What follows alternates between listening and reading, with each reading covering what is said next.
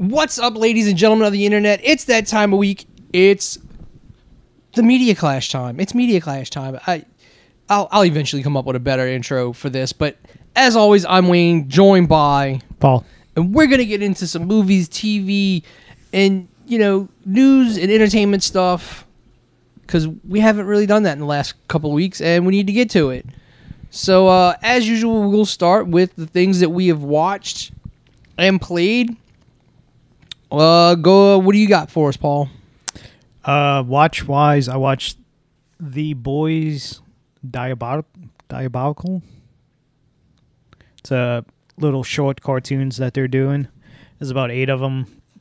Every episode's a different style of animation. You got your Looney Tunes, 1940s and 30s style. You have your Korean, your anime style, stuff like that. And most of them are not very good. There's maybe 2 out of the 8 are very good. There's a semi-Homelander origin is when he first got into the team. And originally Noir was the team leader before Homelander. And they kind of show how Elizabeth Shue's character was like her slowly digging her hooks into Homelander to kind of manipulate him and do everything she wanted him to do. It's not long. The pretty big names they got to do voiceovers: Don Cheadle, Joe DiMaggio, all the original people from the show did their voices. They did one episode where it's strictly the style of the comic book. So the Butcher is played by Jason Isaac, and Hubie is played by Simon Pegg, who they basically, the likeness from the comic book was after him. So that was kind of, and that was a good episode. That was probably like one of the best episodes.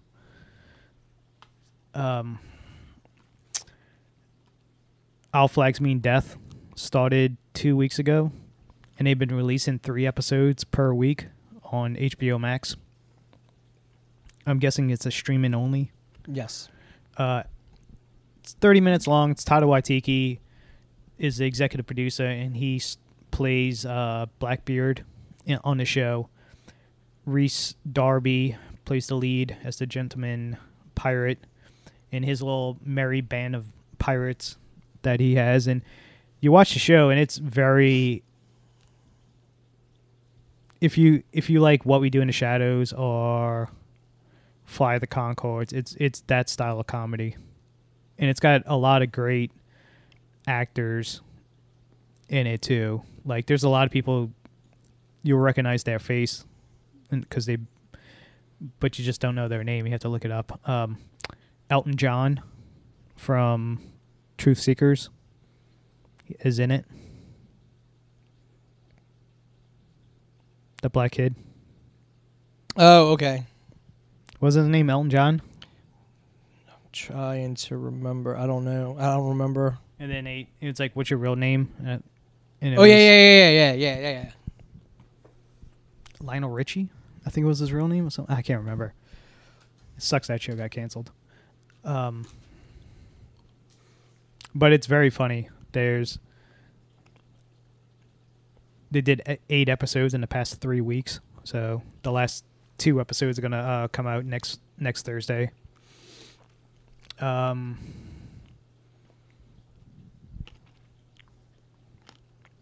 to see what else I watched that you didn't see yet.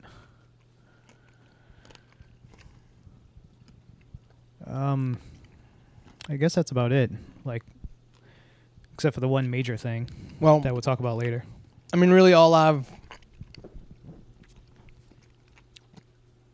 other than watching like my usual flashes back on, so while watching that, the only bigger things that I've watched, I binge watched season 4 of Drive to Survive.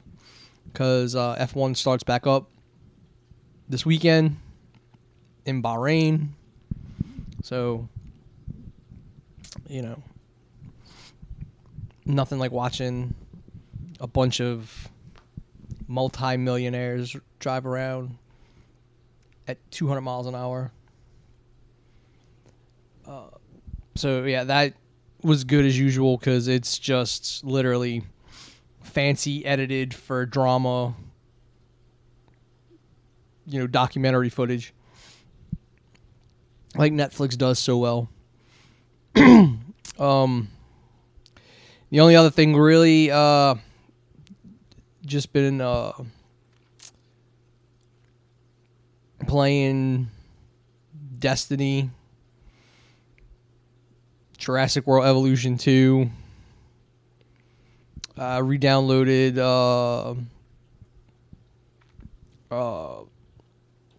Watch Dogs Legion and trying to play through that a little bit. I still don't think I'm gonna finish it again.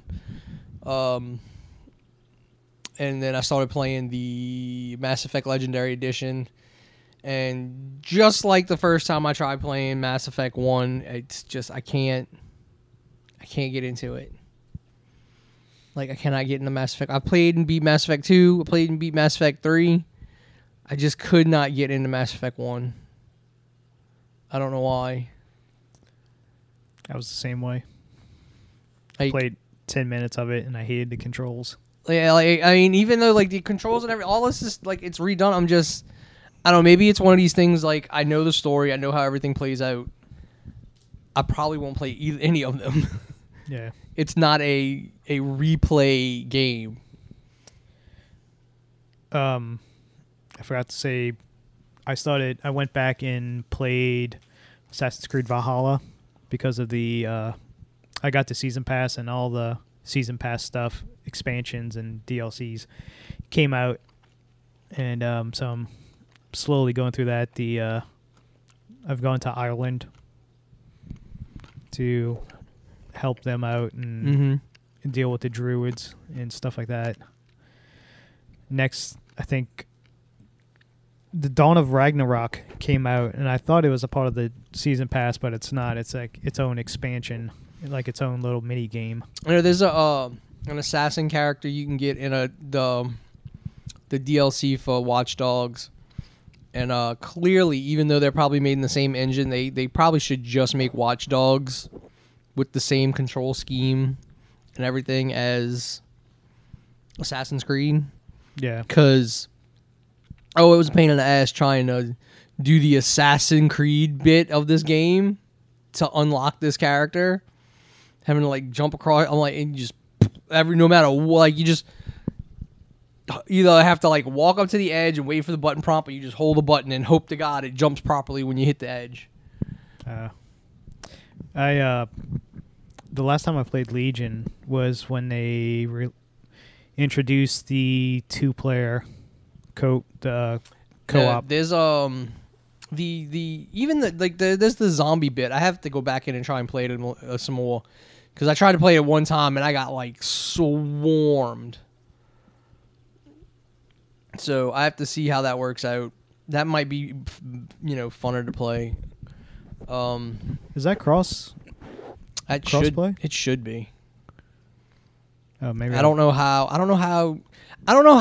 like account names and shit work on cross play. Like, that just doesn't make sense to me. I think you just put in the PlayStation name or the Ubisoft name or whatever. Yeah, that might be. Hey, I don't know. I don't know how the cross play. I don't know how the cross play works. Like, even like Destiny 2, I don't know. Unless you would have to like find an ad by like a Bungie account. I don't know. Your Bungie account. I don't know. I don't know how it works. But story for Destiny 2, like for the Witch Queen expansion, has been really, really good. I mean, there is stuff that I still wish they would put cutscenes in instead of it just being written text for like weapons and shit. But I do like the direction that they're going. I called it at the beginning of Destiny 2. that by the end of all this, you're gonna have like Cabal and Fallen. Like at some point, you'll probably be able to, if not in this, then in like Destiny 3 when that eventually does happen. Because after the final shape, they've got to do something. Or even before then. Because you've got Hive with the light now. Basically, Savathun was like, I've been on your side the whole time. The reason you all survived the collapse is because I made sure it happened. I made sure you survived. So it's very, very interesting. But again, this is like proper Bungie storytelling after they left Activision. Activision was all about like skimp on the story, you know, up the microtransactions, grind. Because even the season passes now, like used to the season pass structure before, like the free path didn't really have anything, and now like the free path and the paid path, like they're both full. So I think like you need the paid season pass to get like the armor mods and shit like that, but there's no empty levels that I can remember off the top of my head in the season pass now, whereas there used to be to get you to want to buy the season pass, just like all the other games with season passes do, trying to get that money. But yeah, it's yeah, other than that, I really haven't done much. The top 5 movies, which I went from top 10 to top 5, is Running Late. So yeah, there's not really been much that I've watched or played. I got my tickets for Morbius. Go watch Morbius. Yeah, she sent me a text saying that. Yeah, seeing if my theories are right that all this multiversal shit has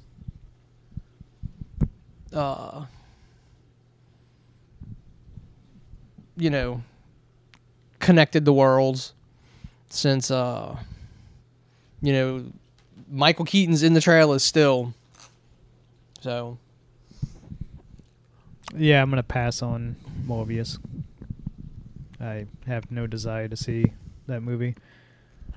It's Sony once again.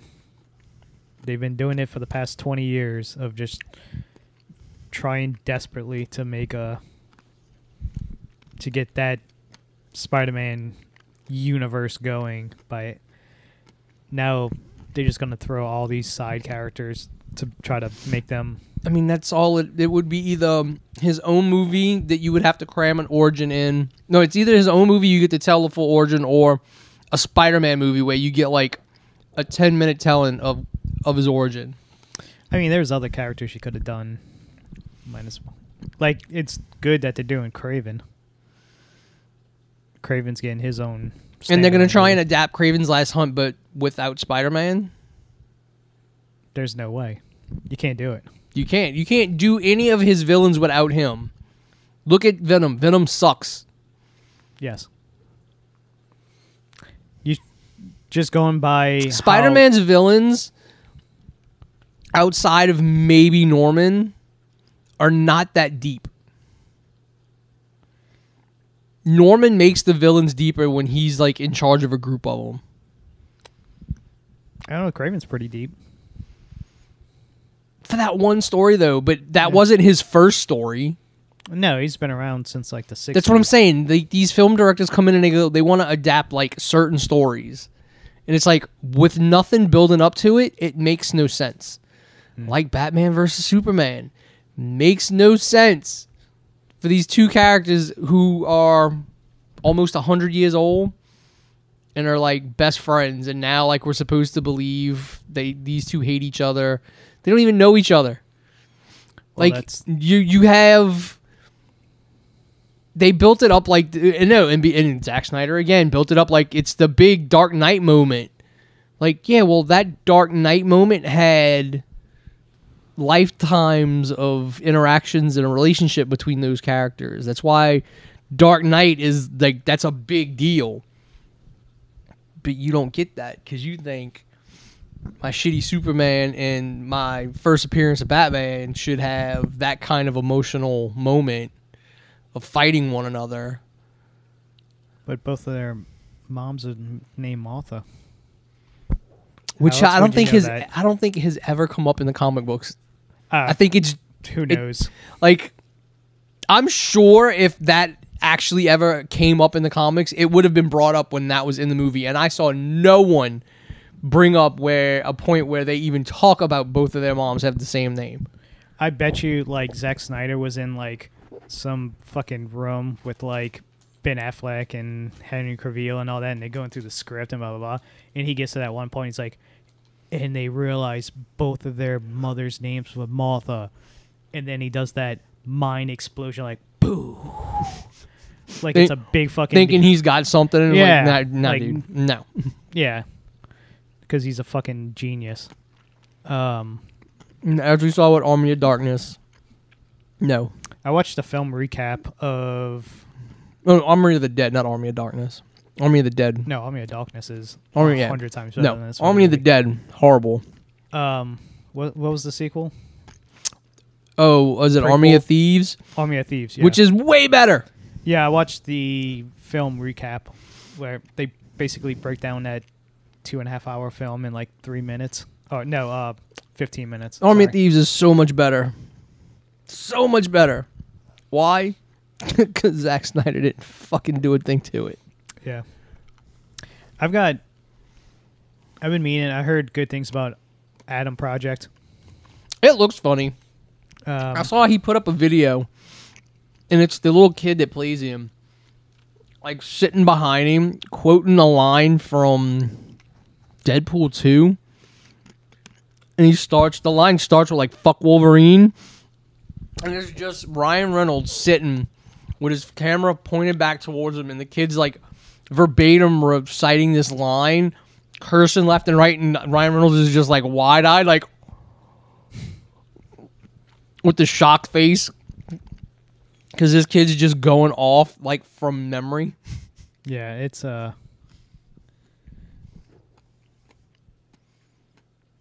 don't know about Free Guy.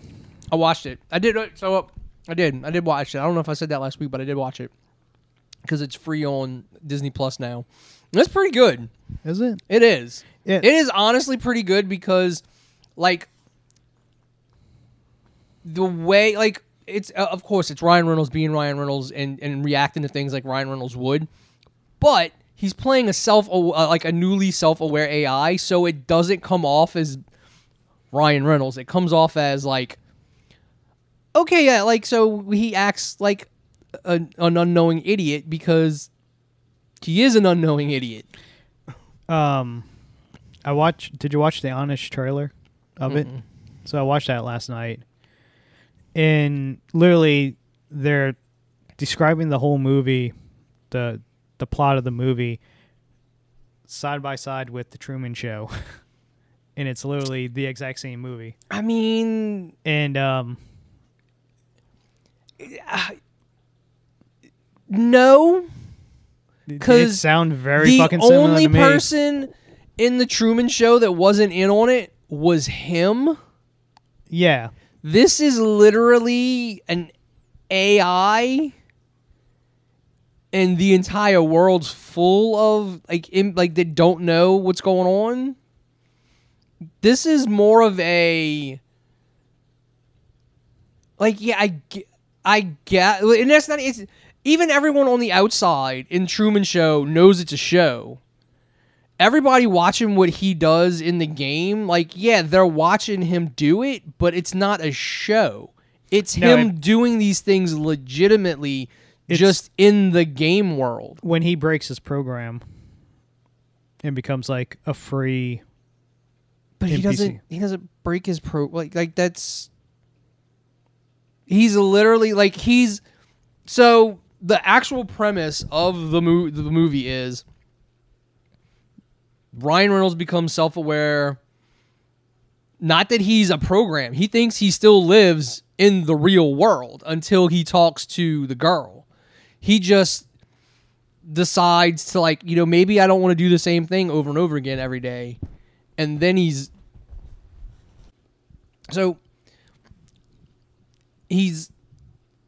living his life, right? Jim Carrey doesn't realize he's on a TV show until really, what, the end? He thinks he notices there's shit that's up. Yeah, he falls in love with a girl, one of the actresses who's not supposed to be a love interest. Yeah. And she's trying to hint at him that something's up.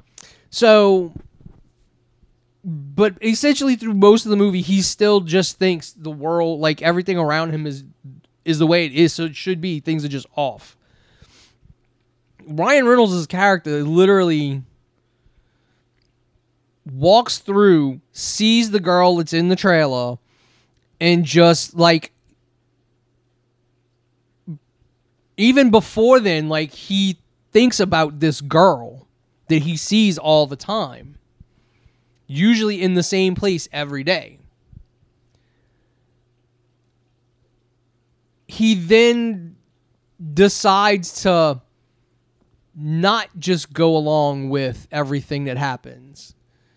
And when he does, you know, stop and act, you know, becomes an NPC that kills a player character and takes basically the glasses of the player characters for the interface, notices, hold up, the world is like fucking crazy, can't convince his best friend in the world to try it himself. So it's not, he is still the only one that's aware of everything up in, you know, through most of the movie. And come to find out, the whole reason he is where he is because the movie is more about the shitty, you know, game development and shit like that, because Taika Waititi's character basically bought a simulation game where you didn't do anything. You just watched this society go about its business. They had wrote the code that Ubisoft wish it wrote for Legion, where, like, you know, when you're playing Watch the Legion and you scan like an NPC, it tells you their life, and if you try and recruit them, you can go look and see exactly where they're going to be at any time of the day, and when you go to that place, they'll be there. Well, the actual version of that code that would create a fully functional city is what this GTA Online ripoff is built on. And the guy who designed the code put in special parameters for, like, a random character, and those random parameters, you know, activated because he was writing basically a love letter to the girl he worked with to develop the game. And of course she's in the game trying to find out if Taika Waititi's character basically stole their code to build his game on and set in motion everything else. The only... I can't even say it's like movie because Jim Carrey doesn't become aware he's in a television show until way later. And all the NPCs in the Truman Show are in on it. Like, nobody's in on it in this. Other than, like, when the devs go in the game or the player characters go in. So, yeah, I would definitely say Free Guy is not the Truman Show. Because the only Truman Show aspect of it is the fact that we stream games now. That's it. If Twitch didn't exist and people didn't stream watching other people play games, this is more Dot Hack, that old anime where that kid gets stuck in it by himself, but it's still the game with all the NPCs and shit. Except instead of a living person getting stuck in the game, it's one of the NPCs becoming self-aware, which basically makes him a real person amongst a server of NPCs. But yeah, I would not compare Free Guy to Truman Show, and just all the other references and things that are in it. Like, I mean, to me, it's done better than the translation of Ready Player One. Yeah, Captain America's in it for a brief second. The Hulk, he turns in his Hulk hand. But you've got Mega Man's Mega Buster in it briefly. Like, it's things like that. I mean, they make sense in a world like that. But I mean, Ready Player One, the film adaptation, threw that shit in there gratuitously. Like, that's a book that I wish would have got made better, because that book's really good. I don't know about his follow up. I kind of lost interest like a few pages in to his follow up, because it was basically like, what if like Galaga, the old spaceship shooters from the 80s, was real. Kind of almost like The Last Starfighter-esque. I would say that's kind of a Last Starfighter ripoff, his second book. Pixels? No. As in, like, the kid... See, like the actual space armada. I don't know if in that book it's like they were a game and then like they come to life. I don't know. I didn't get that far in, but it is like literally the opening scene is a kid sitting in school or whatever, and out the window he sees like this fucking alien spaceship come flying in, and nobody else really notices it. About the only thing I liked about Ready Player One is when they went to the Shining world. I don't even think that's not even in the book. It's different. It's a different, oh no, it's done differently. It is in the book. Okay. But it's done differently. The one thing I was worried about with Free Guy is that I found out is the script was written in 2016. And I don't know how the jokes would land now, like it's 5 or 6 years later. I think because game development really hasn't changed much since then. It's like Grandma's Boy. Like Grandma's Boy, the game development jokes, the majority of that is like man-child and game development jokes that the general public's not going to get anyway. Yeah. This is a lot of, again, because he's not a normal person, he's speaking from what he knows of the world that he lives in. You don't have like the really dated pop culture references other than Cap Shield, the Mega Buster, which again is outdated reference anyway. The Twitch streamers that won't age well. Like, people in 5 years won't know who the fuck any of these people are. Like, people know who Ninja is, but I don't think he's as big as he was. No, and I guess what I'm saying, none of those Twitch streamers or YouTube channel people or whatever that's in it, I don't think will be any, like, you won't, like, I didn't know who, I knew who two of them were. I just know Ninja. Like, and then the girl, like, everyone, like, that's, like, I don't even know what the fuck she does to make as much money as she does. Pokimane, whatever the fuck her name is, like, just a wasted fucking, I don't know. But, like, she's in, like, there's a bunch of them, like, YouTube channels that I'm assuming are legit people from YouTube channels. Yeah. Don't know anything. It's like fucking Ninja. I saw a fucking commercial for a master class of, like, how I can get you streaming and getting noticed in 30 days. I'm like, Jesus Christ. All these motherfuckers are like, yeah, I got nothing better to do with my money now than fucking try and scam other motherfuckers. Be good at Fortnite and get lucky that Drake jumps in one of your games. Yeah, and you play with Drake one night. And that's how you become famous. Dude, there's like a bunch of people. I mean, and it's hilarious the amount of fucking things that have reached out to me trying to sell me, like, learn how to do YouTube and get, your first 1,000 subs and you make your first $1,000 on your podcast. And I'm like, dude, you're a fucking real estate scam. That's what you are. Like, you're a real estate scam for the 21st, 22nd century, whatever you want to call it. Because I've set up those shows for those real estate scams before, and those people don't give two shits about the people that are in those. You know, they really should not speak openly when there's just some random stranger setting up all their equipment. Yeah. Yeah, eventually I'll watch it. Unfortunately, I got like a whole bunch of stuff on Netflix. I got to catch, like Adam's Project. I want to see. Bad Vegan limited series came out that looks like another fucking Tiger King crazy ass shit. There's a Tiger King thing on Peacock. I want to. It would what's her face from Saturday Night Live? I want to watch. Kate McKinnon. Kate McKinnon, yeah.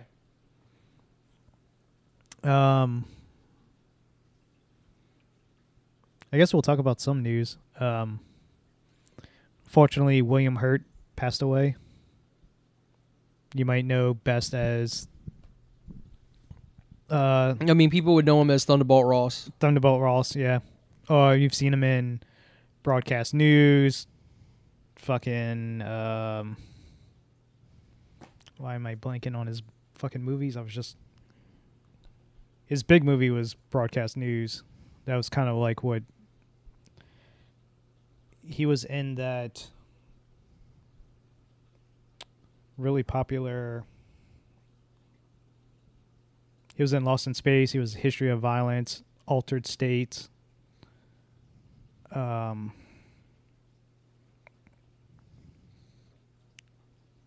I'm guessing they're going to do Red Hulk with somebody else, probably.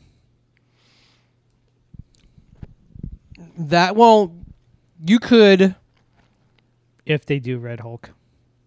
You could still, I mean, you just pay his family to use his image, because Red Hulk usually just stays red. Like, I've never seen him go back and forth. Oh, he was in Dark City. He's been in a whole bunch of shit. Very underrated film.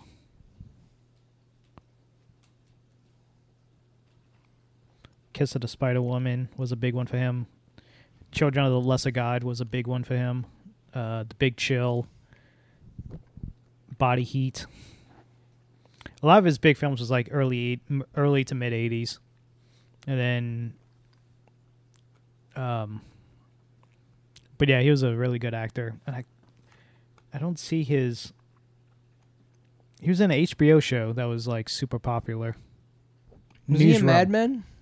No, Newsroom. I think it was the name of it.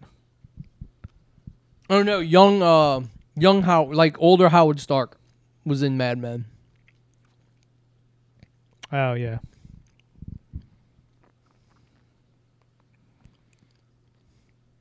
Yeah, I mean, people are getting old and they dying, man. It sucks, but it happens. And he wasn't even the major one. We'll talk about that one next. Like in wrestling. Obi-Wan Kenobi trailer. Oh yeah. All kind of speculation on which way that's going. What sucks is they completely cut out fucking Darth Maul. They redid. So Darth Maul was supposed to be the villain. They cut him out when he kind of stopped shooting. I mean, they say that's said, but that's still. Supposedly they filmed scenes and all that stuff with. So, which is what I'm saying. Like, that doesn't mean he's cut out. Like, he might not be the main bad guy, but no, again, like his interactions with Vader and Maul shouldn't be massive. His interaction with them can be big, but it can't be story altering. Like, his interaction with Maul needs to leave it with Maul thinking he's dead. Because the next time Maul and Obi-Wan come together, when he realizes Obi-Wan's alive, he's like, he survived, and he like goes straight to fucking Tatooine to find him. Obi-Wan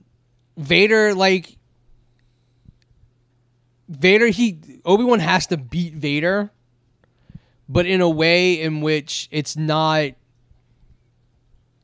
massively one-sided. And it's not on Tatooine. And yeah, it's not on. Yeah, it won't be on Tatooine. Because I don't think most of the show's probably not going to happen on Tatooine. Yeah, no. At some point, they leave off. Yeah. And other shit happens. Lead the Inquisitors away from Luke. At least. So the Grand Inquisitor survives the show. The Inquisitor that was in the city with the big wide hat survives the show. There's 2 Inquisitors that I think we've never seen before, which is the black woman you see, and then there's one that's sitting at the table that's got like hoses and crap coming off her head. Oh, the children of the... what are they called? I thought they were called something else, like the children of something. No, that's just... They're just the Sith Inquisitors. Okay. Yeah, apparently when they first did the script and they were shooting, they said it felt too much like Mandalorian, and they wanted to make it like its own thing. Yeah, so they had to take it. They got to take them off world. The problem is all the characters that are worth anything to make shows about, Boba Fett, Obi-Wan, are going to be in locations you know. Yeah. So, and again, why has everything always got to be on Tatooine? Well, if you were an actual fan, you'd know the fucking hyperspace lane that goes right past the fucking planet. That's why everything usually passes through fucking Tatooine. It's a major port. Yeah. It's like setting a fucking movie in New Orleans and going, why is this movie got to be set in New Orleans? Well, the plot revolves around fucking shipping and shit like that, and New Orleans is a major fucking port. Just like why all crime and mob movies got to happen in New York. Oh, wait. Because the fucking mob was big in New York.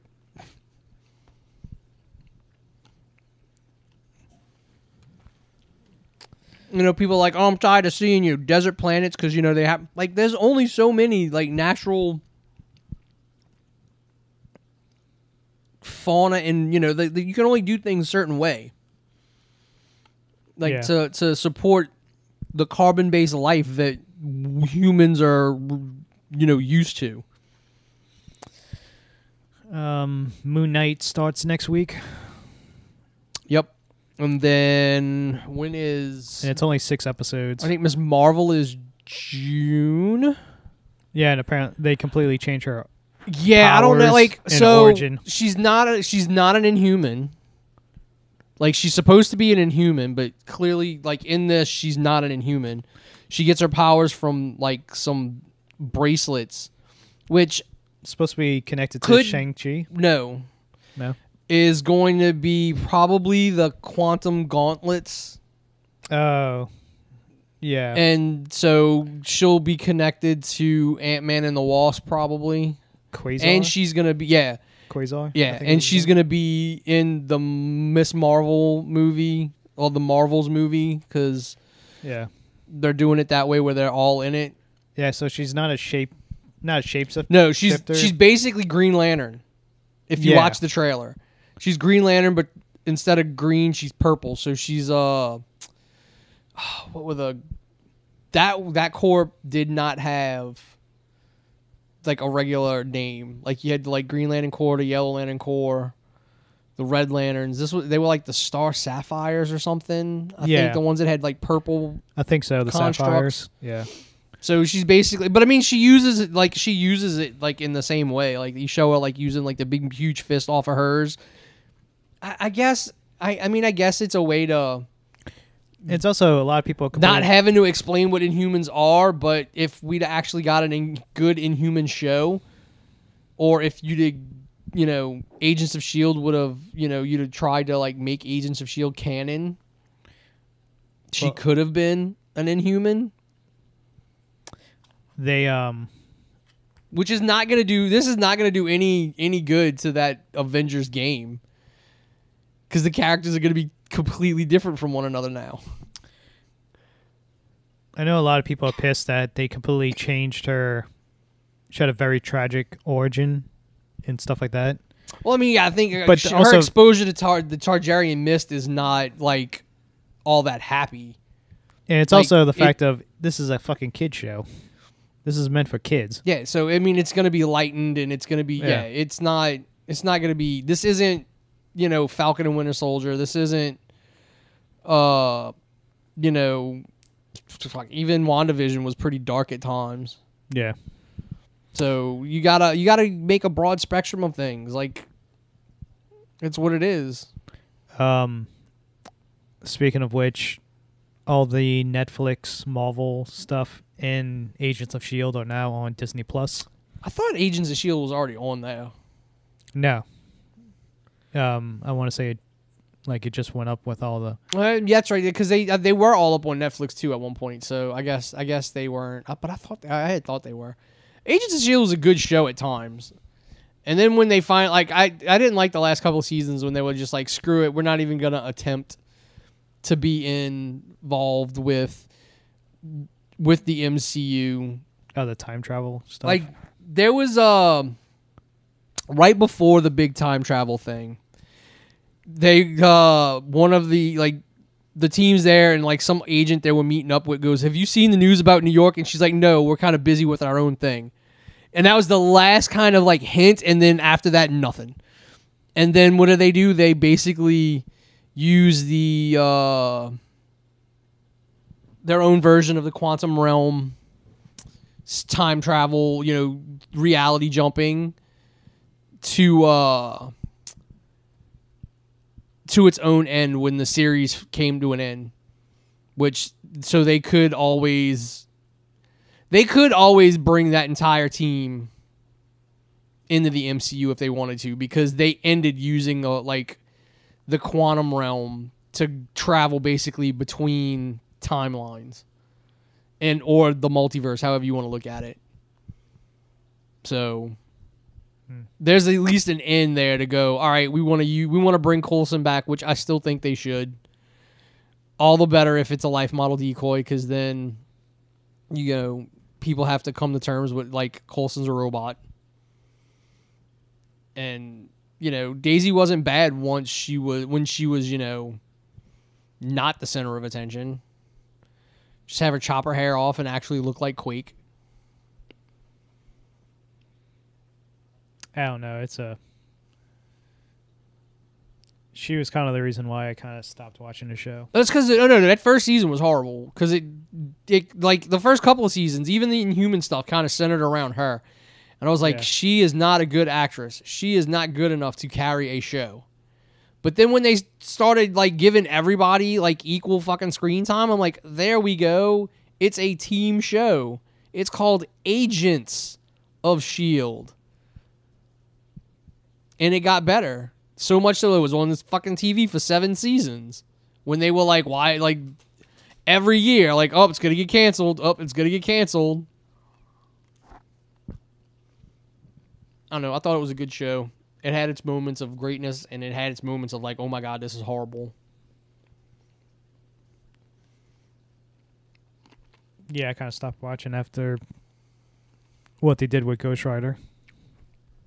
Yeah, that season was like Ghost Rider. That Ghost Rider part of that season was really good. Like the life model decoy stuff after that wasn't that great, but the Ghost Rider stuff was really good.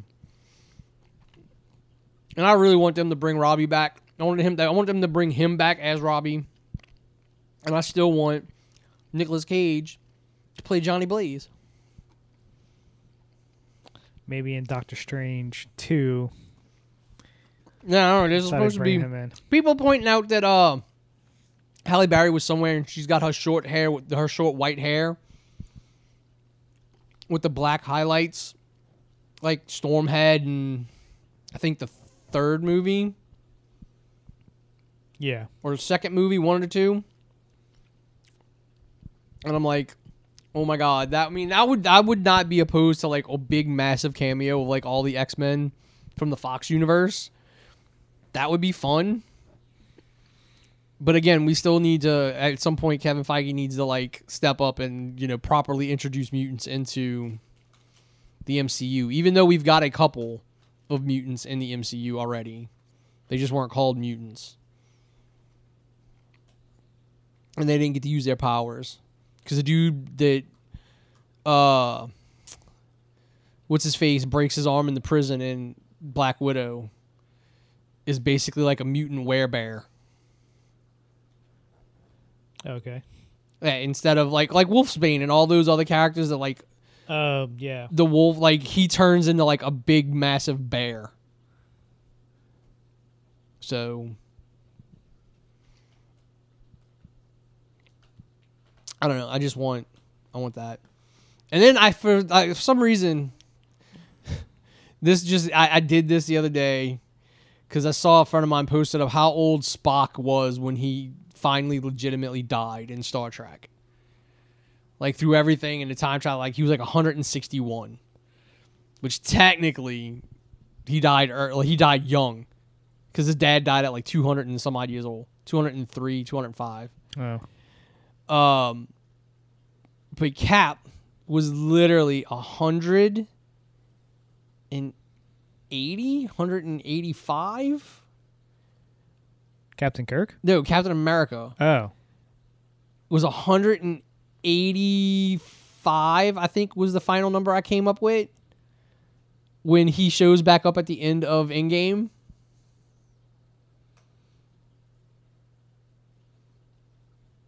And everybody's like, "Oh no, he's 105." I'm like, "No. Just because he aged 105 years does not mean he's 105. You're not counting the fact that he went back in time and lived another 75 years." Oh, I get what you're saying.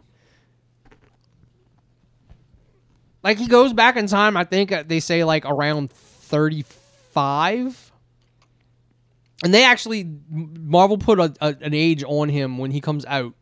Like he gets frozen at 27. How long was World War II? 4 years. So 41 to 45. So he was like 23. Skinny Steve was like 23. No. I thought it would have been younger than that. Nope. Skinny Steve was like, that's what I'm saying. Like Skinny Steve's like 23. Because if he gets frozen at 27. So he's like, yeah, Skinny Steve's like 22, 23, like early, like very early 20s. Yeah, because at the end of that movie, they talk about Adolf killing himself in the bunker, and Red Skull was basically like, "Fine, I'll take over and do it myself." Yeah, so he comes out, he still looks 27, and then he ages up like he's like 35 after the time jump, and then goes back, lives out his life like another 75 years, which is why he only looks 105. But yeah, he's like 185, 190. I don't know. I'd have to see if it's in the history of my calculator because I was just like, for some reason, I just sat down and like, I'm going to figure out how old Cap was at the end of Endgame. And again, no matter what they keep trying to say, every theory points back to the fact that Steve did live in the MCU timeline the entire time. Because if he went and put everything back the way it was, the timelines would have all merged back together. Like, he never left the main timeline. So, and then there's like a theory that, no, he left and came back when the button got pressed, and that was after Peggy died. And I'm like, that still makes no sense. Because he would have came back on the platform. He can't come back to the platform if he's just already there. And since time runs in a straight line to the perceived conscious, until he showed up right then and there, they would not have seen him. So yeah, like it's my theory and the way in my headcanon goes, Captain America lived throughout everything that happened and knew he couldn't change anything in order to get back the way it was. And that would be a great set of movies. Get Chris Evans to come back and do that, where he doesn't have to like get in the Captain America suit and do all that. Let him be like some weird agent. Give him like some student, like some different name. Let him be an agent and find out. Like throughout the whole thing, he's like, "How do I prevent Thanos? How do I prevent Thanos? How do I prevent Thanos?" And then comes to the realization that if he does, it'll change everything, and he has to let everything play out. That would be a great set of movies.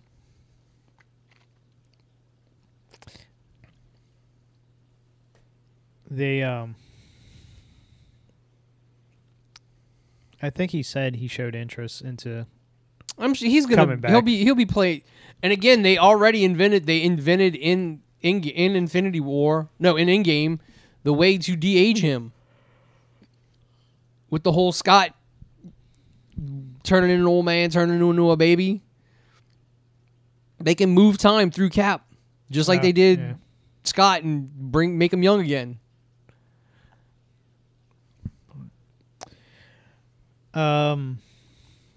I guess we'll talk about finish this with the one big thing we both seen is the Batman. And I thought it was very good. Like, I thought Robert Pattinson did a great job as Batman and Bruce Wayne. A lot of people that was complaining about his Bruce Wayne didn't get like what he was trying to go for. Like the No, because the mass audience just sees Batman as a badass, and they're like, Batman needs to be a badass, and he wasn't a badass. I thought Matt Reeves did a great job. Well, the movie looks great. It sounds great. The music's awesome. It's well acted. The atmosphere, showing Gotham as this. And Gotham looked huge. Yeah. Unlike every other version of Gotham, where it's just like this small city. And then Zack Snyder's like, oh, it's right on the other side of the river from Metropolis. Like, those wide shots made Gotham look bigger than... It looks like the size of L.A., but with all skyscrapers. And it's good, too. It's how they basically gave him gadgets and kind of made it practical, real world, like stuff that can actually He hasn't gotten the crazy gadgets yet. Yeah. Because he probably hasn't met Lucius Fox yet. And again, we need. You see, man, like I would hope you would do something like. People would complain if they did it though, because they're like, "Oh, they're just trying to be like Marvel," where like you bring in J.K. Simmons to play J. Jonah Jameson across movies, right? Bring Morgan Freeman back in to play Lucius Fox. That was one of the good things about Nolan's. That's one of the good castings in Nolan's Batman movies was Morgan Freeman as Lucius Fox. And that's when he starts getting the crazy tech. Because I saw a video about the prequel novel to this movie. So the Warner Brothers released a prequel novel. It's not all that big. It's like 2 hours audiobook. And like Bruce built that car. Not to be Batman, but as a kid, like a teenager, he wanted to build a really fast car. And he just kept adding to it and adding to it and adding to it until he had what he had. Like, that sounds like something like that, that Bruce Wayne would do. That's the smart Bruce Wayne that we've never gotten.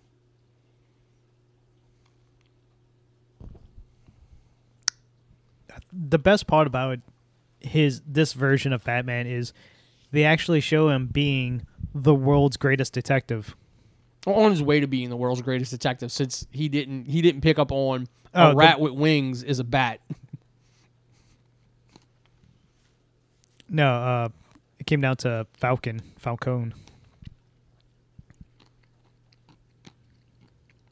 No. Yeah. Penguin tells him a rat with wings is a bat. Yeah, because Andy Serkis's Spanish ain't very good. But it came down to a rat with rings, Falcon. Yeah, they said it could mean Falcon. Yeah, like it all meant they. But again, he didn't pick up on like, oh, he means me as well. Like all these bird themed characters. But had he picked up on at that moment that he was going after him, he'd have probably solved it a lot quicker. Oh, at the end where he didn't realize that's a carpet Yeah. tool. But the at the beginning, at the mayor's scene where he just sees stuff that the Gotham PD is missing, and stuff like that, and instantly knowing the answer to the riddles, and Jonathan Wright as Gordon was very good. He kind of carried the movie because he did. He had a lot of lines. I'm trying to figure out how the Batgirl series doesn't take place in this universe then. Because Keaton's Commissioner Gordon was a Commissioner Gordon in Keaton's Batman, right? I'm sure. And I'm pretty sure he was white. Yes. Batgirl's black. So unless it's going to be another one where like, she had a black mom, we're just going to do that because instead of like, or well, you could put it in this universe and then it makes complete sense. He's not even commissioner yet in this movie. Yeah, no, but what I'm saying is like the Batgirl series that's already filming has Michael Keaton as the Batman in it. A funny little tidbit about this movie, I instantly recognized as soon as this guy started speaking, the chief of police is from Al Flag's Mean Death. He plays like, I guess, technically one of the villains in the show. But he has a very distinct voice that he looks nothing like from the show, what he does in the movie. But as soon as he started talking, I'm like, that dude that's the fucking dude from Al Flag's Mean Death. Yeah, the whole like, and like just the people in general who complaining about like, you know, Bruce Wayne isn't, you know, emotional and closed off like that and stuff like, you know, all the character critiques. It's like, well, Matt Reeves said his cut of the movie would be like 5 hours.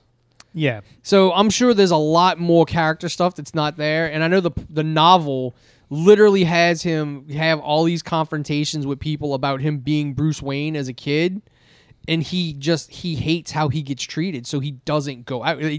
It causes him to be antisocial and to like not go out. It's also he is so 100% in on Batman to and at this point in the movie promise. he's like, yeah, he found out how to do things and make things better. Yeah. And he's all in on it. And the fact of Matt Reeves basically made this character after Kurt Cobain because he was listening to a lot of Nirvana when he was writing the script. Clearly.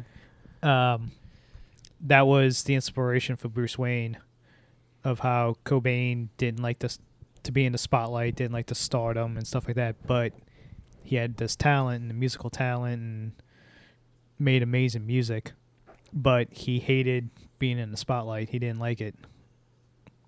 And it's kind of like Bruce Wayne.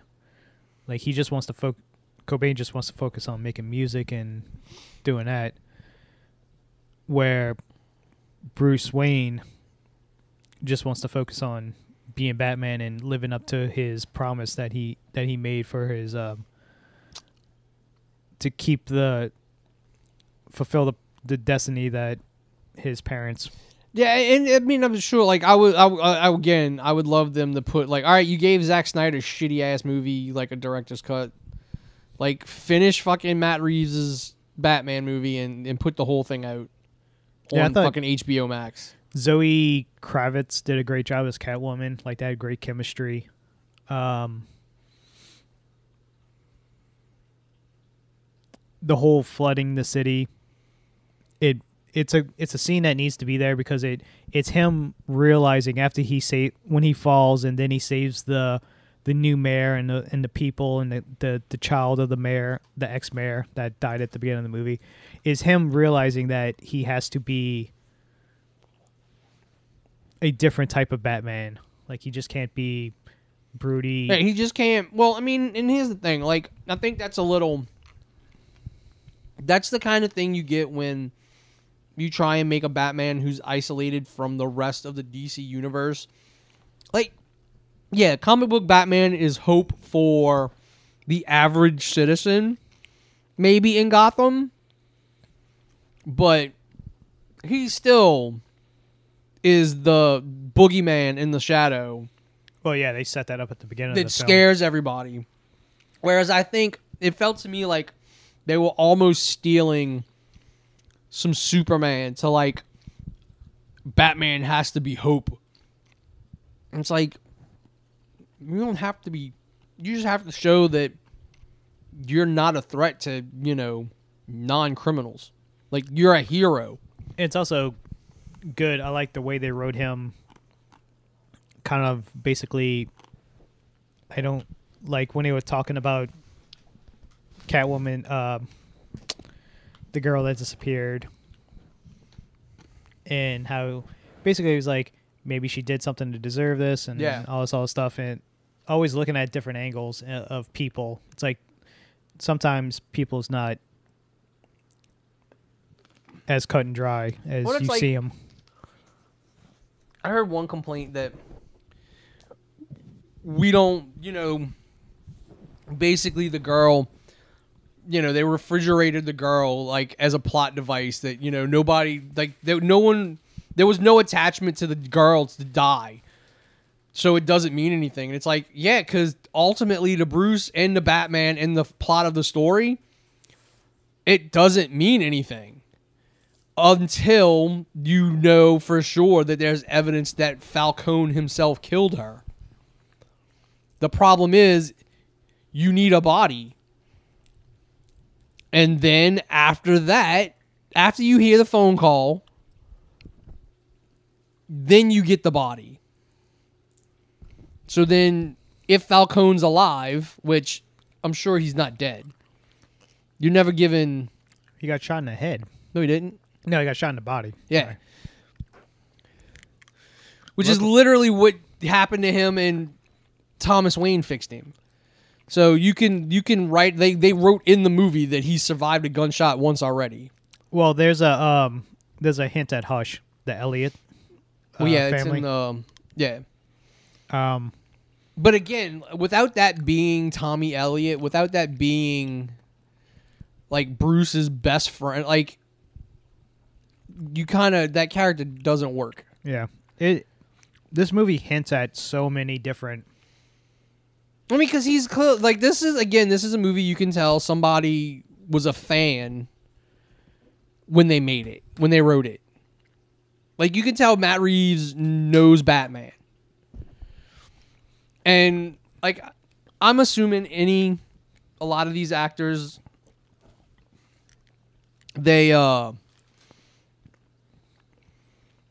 might get coached to, you know, when, especially now, to, like, drop certain things when they're talking about stuff.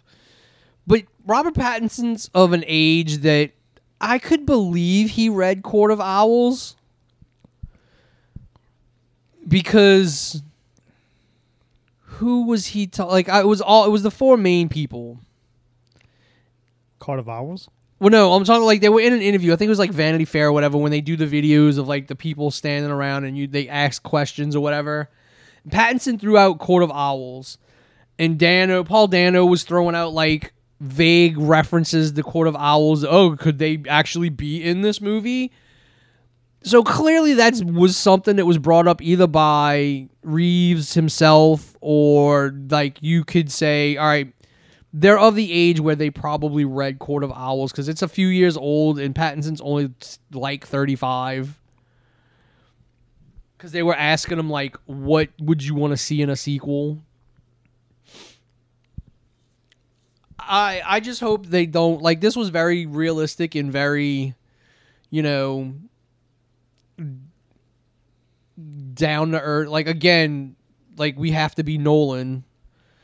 And I think, like the comics went a Nolan route after Nolan's movies, but again, at least he looks like Batman, and whereas Christian Bale looked like he was wearing hockey pads, motocross pads. You want to hear a crazy stat? What? This is basketball. This is something regarding what we just watched before this podcast. Only 743 perfect tournament challenge brackets remain out of 17 million because of that. Because St. Peter's upsetted Kentucky about an hour ago. So nobody's going to get that. A lot of people got kicked out of that $1 million perfect bracket. Oh, well. But, like, even the Riddler, I didn't have no problem with him. And I could see that version. I could see that Riddler turning into, like, the question mark wearing Riddler. Yeah. Because clearly, even... Because Reeves said that version of the Joker that shows up at the end is like a proto-Joker. He's not fully the Joker yet. And there is a scene that was like... So the scene with Batman and the Joker was filmed. The Hannibal Lecter style scene was filmed. So there is a fucking 5-hour version of this movie somewhere. I'm sure they're going to come out with the director's cut. And I could see, like, literally the whole reason for adopting the crazy question mark is Joker tells, like, even himself, like, you just have to embrace the theatrics of it. Like, some like, yeah, they'll think you're crazy. Like, help, like, make them believe. Like, I could see a version of the Joker being like, yeah, that's why, like, just embrace it. Embrace the theatrics. Supposedly, since the Joker's supposed to have, like, that disorder or whatever, he can't not smile.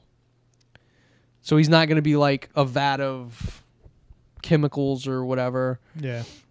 Ace chemicals. I am hoping, though, that maybe, even if that is, or like have that, like, that's what happened from the chemical, like, have that be the result of the chemicals, kind of like Nicholson's was. I want to say this movie inspiration, like actual comics, was obviously The Long Halloween. The Long Halloween was part of that. I could see all of them kind of mimicking Long Halloween. Because definitely the Falcone stuff is from that. Batman Year 2 is they took inspiration from, and there was one other. The Court of Owls stuff is a lot of that, like, connected money kind of stuff like that. So I mean that's the that was the groundwork for the Court of Owls stuff, is basically what they were saying. The only problem I have is, how does the parents die? How are the only like every Batman movie they have to show is fucking parents getting shot. There's no reason, they die. I don't think they'll look. Yeah. They probably won't show it, which is why I was like, we shouldn't have this new dude playing the Joker. It should be Joaquin Phoenix. He's too old. No, because you can literally say, like, the Joker's been around, right, as like a criminal or whatever, like in the insane asylum. But I don't remember there being a specific date on the Joker. It's just a 60s aesthetic. I would say 80s. I would say late 70s, early 80s. I'd have to go back and see if there's like an actual date given. Because if this is like New York City that he lives in, at that time period, it has to be late 70s. But again, it's like still, Son of Sam. It doesn't need to, like, as long as there's no date given, it's a fictional. Yeah, it's fictional. Like architecture and vehicle design and all that, it changes. So you could have had Joaquin Phoenix still be the Joker and have him be what? maybe 15. Say he's like 15 years older than Bruce. Like, I don't see a problem with that. Jack Nicholson was older than Michael Keaton. And everybody loved Jack Nicholson's Joker until Heath Ledger came around. Yeah. I was just joking about the parents thing. That's what I'm saying. Like, then you wouldn't have to because we got to see it in that. Yeah. It's a thing that played like every fucking Batman movie had to show his family getting shot. But again, it's even when Batman's not even in the film, it's not even the Joker.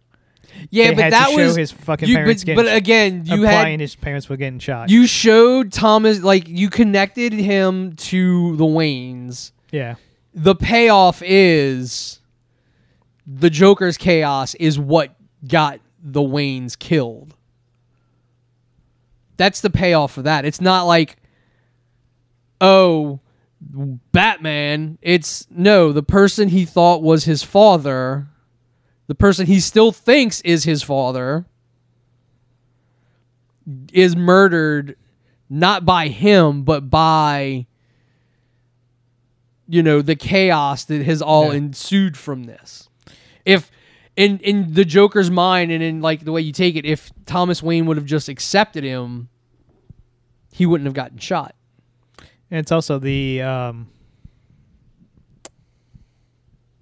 because for the longest time when they were slowly unraveling the riddle of why the Riddler's doing this, and then when he introduced the reporter, and I was like, to myself, I was thinking they were going to go the Riddler is like the reporter's son. They still didn't completely outright say it's not that. No, well, they said he was already in the orphanage. Oh, when it happened? Yeah, when it happened. Because he said because he's in the background of the picture of them opening up the orphanage, and there's Thomas Wayne. Yeah, but he would have. They didn't say the reporter died while he was in the orphanage. Like the reporter could have got killed before. And Tommy and Edward, you know, he died. Showed up in the, like, that's the orphanage he was in. No, Thomas Wayne and them got killed like soon after the reporter died, I think. Oh, I have to go back and watch it. I think it was like 2 weeks or something like that after the reporter died. Like Falcone talks about it a little bit. I mean, it don't take long if it don't take long to fucking throw a kid who ain't got no other relatives in the system. I do like what the prequel novel states, though. Like, in the movie, you hear, like, they turn the orphanage, the mansion into the orphanage, and then they move to the tower. Like, the train station is his bat cave is literally the old train station that connects to the mansion. Like, it was like a private railroad that went from the mansion to the tower. And it's also, I didn't know his mom was an Arkham. Yes, that's a Court of Owls thing. Is it? Yeah. Okay. So then, if they're gonna go that route, then the possibility of introducing Bruce Wayne's brother into this whole thing, and who supposedly died in a car accident, which is why they might not do Tommy Elliott. They might do Hush that way. Yeah. Then, because it's the whole fact of, I'm guessing the Riddler just found out about all this corruption because he was an accountant for the city. Yeah. They just probably putting 1, 2, and 2 together and just seeing, like, accidentally stumbled upon everything. Yeah, because he didn't, like, you're supposed to think he knows Bruce is Batman the whole time, but he didn't really know it. Yeah. And, but again, that's the whole obsession with Batman, with Bruce Wayne thing.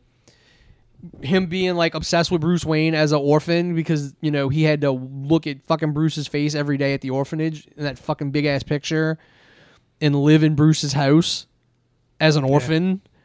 Like, that obsession that was Jim Carrey's Riddler's motivation.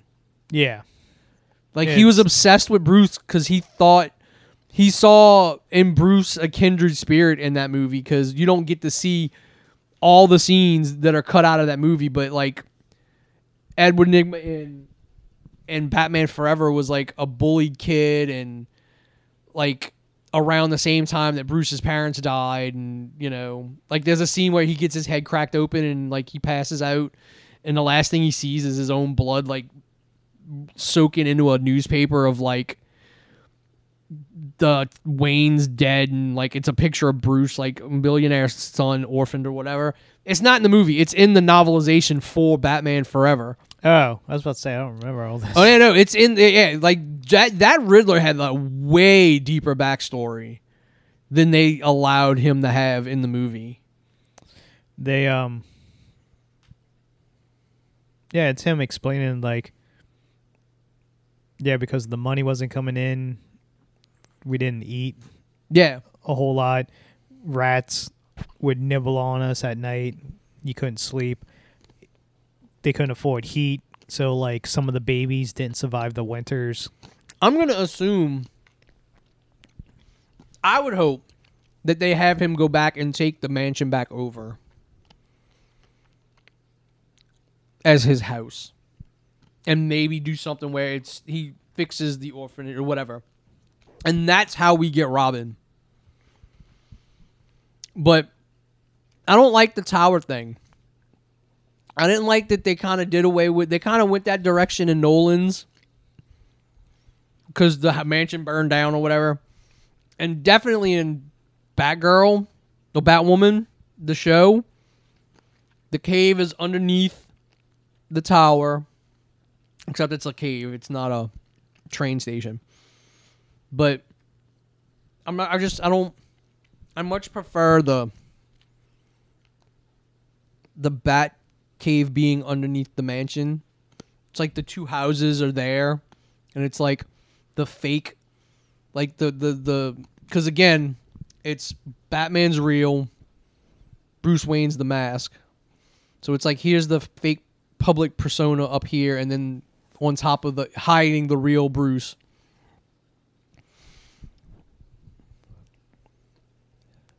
I'm trying to think of what they But that would be the perfect way to bring Robin in. The one thing I had a problem with is when Alfred was in the hospital and he was in the shittiest fucking room in the whole hospital. Like this hospital they put him in has to be like really shitty because that was like a shit. Well, I room. mean, it's just everything. Everything looks so dark and dingy. Which is why like the whole everything like Renewal's a lie and everybody's like that fund didn't do anything. Yeah. And clearly the corruption's so bad it's probably draining the regular books. But I'm sure you probably got that one hospital that the super rich hospital, that the fancy good hospital. Or they all have private physicians because clearly Falcone went to a private physician when he got shot. He went to Thomas. Yeah, but did they? I don't know if they did in the cartoon, The Long Halloween. That him and Falcone they grew up as friends and they just kind of went their separate ways. Yeah. I mean that's based. I think that was something because Long Halloween brought up a whole bunch. It fleshed out the Waynes a bit more because until I don't know if they mentioned that in the movie. No, I mean it's implied they had some kind of relationship. Okay. Even before the like the like Falcone getting shot, there was some kind of relationship that he went to Thomas. Because I'm sure it cut out like Falcone basically looked after, or was kind of like a godfather to Bruce Wayne. Kind of looked after Bruce Wayne after the parents was killed. They portrayed that way in the cartoon. Mm-hmm. That they did. Yeah, I don't think they didn't do that in this because they didn't. I don't think they really had to do that in this because they've switched over to Alfred instead of just being a butler to him being like special forces. Yeah. Even in this, like he was supposed to be he wasn't Thomas's butler. He was his bodyguard, and because they had a maid. Like to this day, he even has a maid that's never been in anything else. Oh, that fucking scene when he realizes there's a bomb going to his house, and he keeps calling and calling, and it's the perfect timing of like, yeah, that happened an hour ago. Yeah, It's like, where have you been? We're trying to get in touch with you. Which again is going to lead into like I love the fact that this is all this groundwork laid to like eventually like all the really high end gadgets and like the inner ear communicator, like not, whereas in this he had to have like that setup to be able to talk to her, Yeah. remotely. Now like I need to be able to be reached at any time. I need to I love the contact lenses where and once he's done, he can go back and like analyze everything. Record it because it records everything. Like it was like you said, the gadgetry is like got some sort of base in reality, and even then, still it's one of those like some of the best science fiction ever written. Predicted technology we have, but did it really predict, or did it nudge the people who eventually create that technology to create that technology? Did somebody read H.G. Wells and go, I want to create, a portable communications device? Because that's where it comes from. Like Wells invented, the personal computer, the personal communication device, everything like that, like he did. So did he just nudge people in that direction? Like, oh, I want to invent that. Or did he predict it? Like, it can be looked at either way. But necessity, necessity breeds invention. So now he needs to be able to come up with a way to be in communication at all times. All these other things that need to happen. So I think this is a good basis movie for like a Batman franchise. For the first time ever, we have an easy way into bringing in an actual Robin. Not a horrible Robin. Like they attempted it in, Batman Forever, but I don't think it went that well. It didn't work that well. And I think Snyder goes, "Oh, you remember they killed a Robin? Let's put that in this too." For no reason, like because the best stories that ever happened to my Batman happened off screen. I've just got gritty, old, angry Batman. Like, no, bro, you suck. You suck. You suck. You suck. Well, then you get the one news DC related is that all the fucking movies got pushed back. Did they? Yeah. I had saw something, but I didn't hear any, I didn't see anything official. Everything got pushed back. So, because before it starts in theaters, they play the thing with the Justice Society footage, like the Black Adam footage. Yeah. The Aquaman, like all that thing they put out like a month or two ago. They played that in front of the movie. And all it says is like coming in 2022. Yeah, that's not right anymore. Of course it's not. I'm trying to find the article. But yeah, I mean, dude, I don't know what Warner Brothers' issue is. I don't know why they delaying it all. Like, also, it got leaked.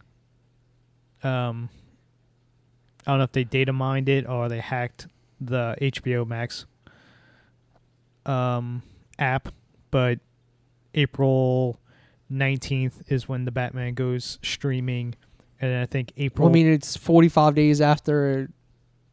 Yeah. Yeah, I mean, that was never a secret. But it's going to be on HBO, that the movie channel premiere is the 21st. So, like, 2 days later, you can watch it on TV, like, on your cable, if you don't have the app.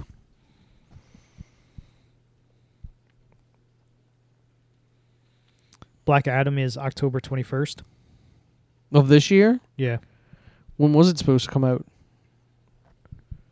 Was it supposed to come out this summer?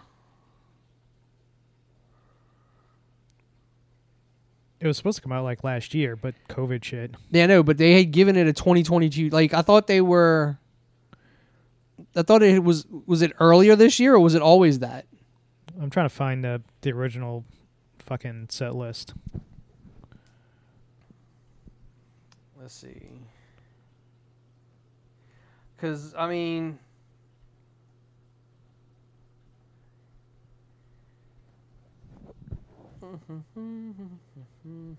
Okay, so here's the delays.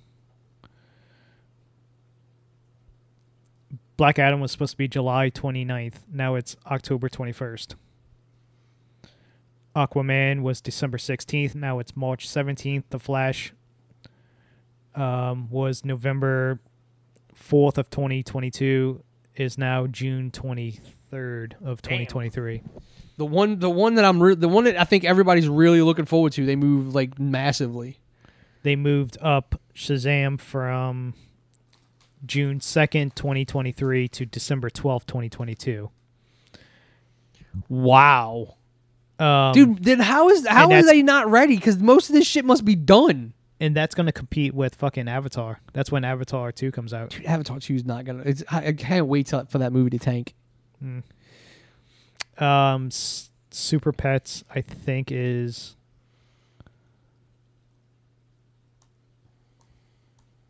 I think that's staying where it's at. I'm not a fan of how they're doing Ace the Bat Hound. Oh, Kevin Hart? That and it's just like some stray. Like, I don't know. I'm not a... like. Wonka, the prequel with... Timothy Chalamet. Yeah, is now December 15th of 2023. Meg 2, The Trench, because they have to make a fucking sequel to that, is August 4th, 2023. Which I had no idea they were making a fucking sequel to that. It made a little bit of money, bro. That's all it takes. It's a fucking awful movie. He literally fucking outswims a megalodon in that fucking film. So yeah, that's all the... Dude, what the fuck is up with Warner Bros? Because most of those movies have to be done. Are they that crappy that they have to go do reshoots? Because you're pushing back what? Shazam, Black Adam 3 months? Yeah. But they're moving up Shazam 2 like... Which Shazam's got to be done then. If they're going like, we're going to move it up, what? Half a year? Unless they made it, looked at it, don't have any faith in it. Let's put it out around Avatar 2, so that we can blame if we can blame his poor performance on that. Because I mean, they went and his suit. Look, I have yet to watch it. My DVR records it every time it comes on. Because I like put it on and like I'll eventually watch it. Shazam? Yeah. Oh. His suit in the first one looks perfect. I mean, perfect. I mean, it's not exactly it's not the exact suit, but it looks good. Yeah. The one in the sequel looks horrible.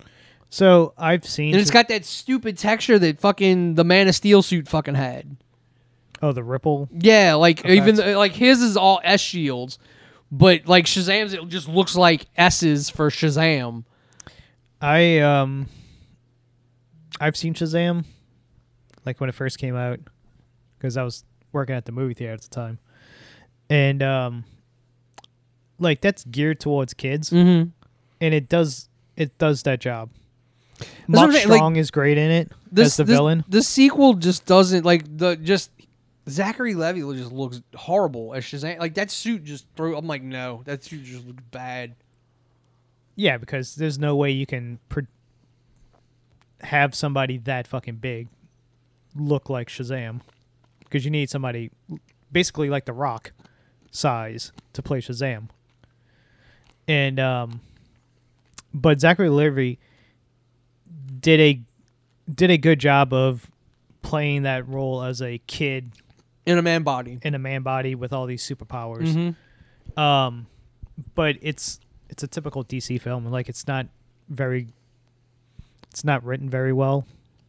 Mark Strong is good in it as the bad guy.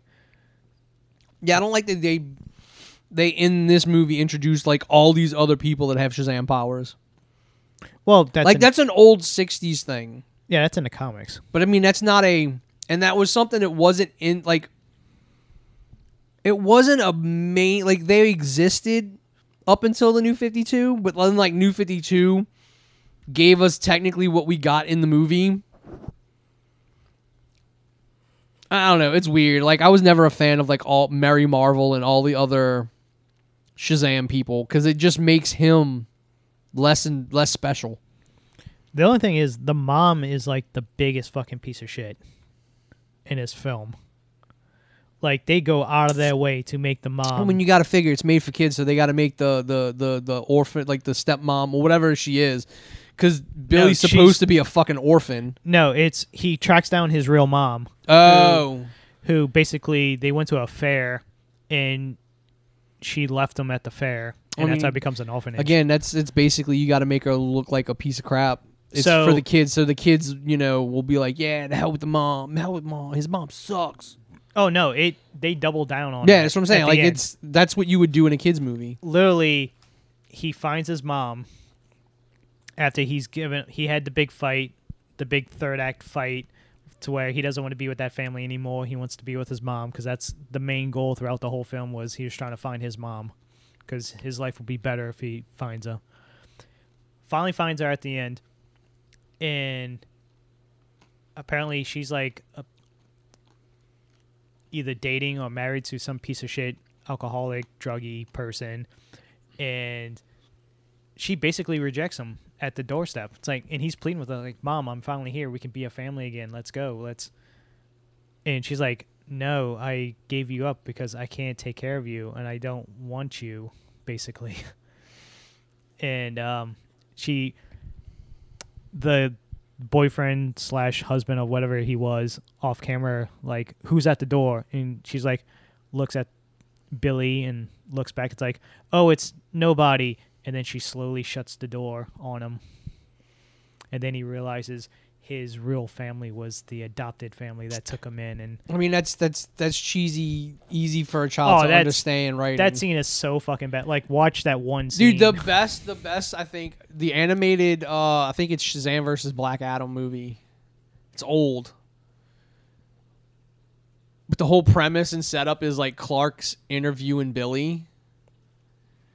I mean, they did a great thing with Justice League when they introduced Shazam in Justice League. Or Justice League Unlimited. They introduced Shazam. I think. Oh no, it's not this. Yeah, I think, but I think it's somewhat the same kind of premise. Was it like? Did they? Because I know the movie, Clark is interviewing Billy for like a piece on orphanage or whatever, but he knows who Billy is. Yeah. So he was trying to gauge, what kind of person Billy actually was. That he had all these power, like that he could change and do all this stuff, and then he ends up fighting Black Adam, him and Superman. I mean, nothing's gonna beat fucking Kingdom Come. I mean, that's the ultimate end for Billy. Like, he's finally aged into. Him and Superman are fighting. Yeah, and fucking the nuke gets dropped. It's the fact of like him just saying Shazam every time he fucking punches him. Until he fucking just had enough of it and fucking just grabs his fucking mouth and starts breaking his jaw. So he can't talk anymore. And then the fucking nuke drops and kills everybody. Yeah. God, it's such a good fucking series.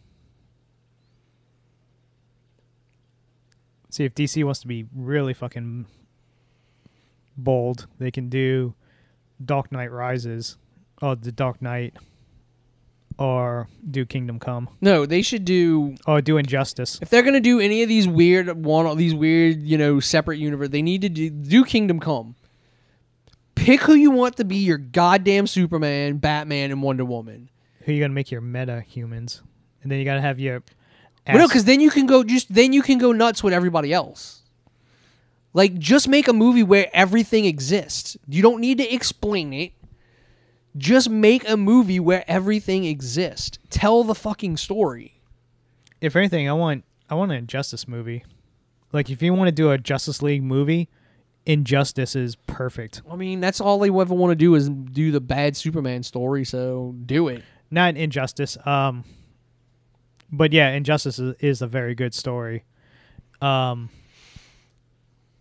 it's just Justice, not Injustice. It's just Justice, where the supervillain, the Legion of Doom, find out the secret identities and the weaknesses of all the Justice League people. Oh, that's the start of the OMAC stuff.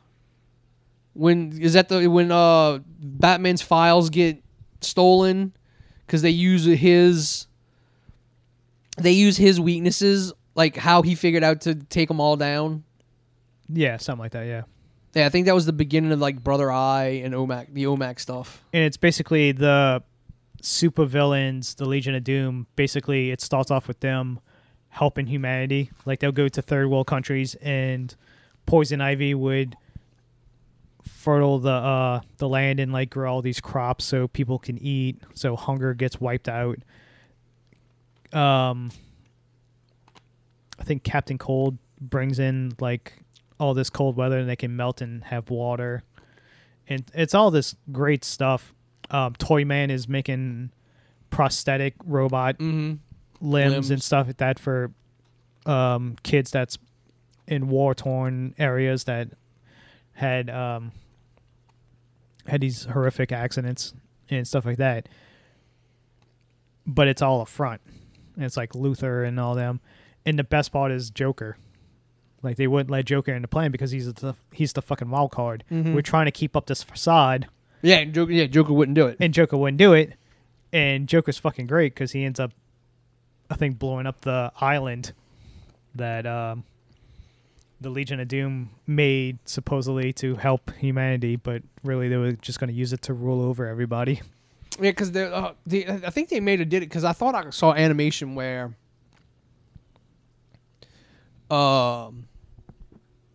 like Flash's Bruce's plan to deal with Flash was like to implant a bomb in him or something that he couldn't vibrate through.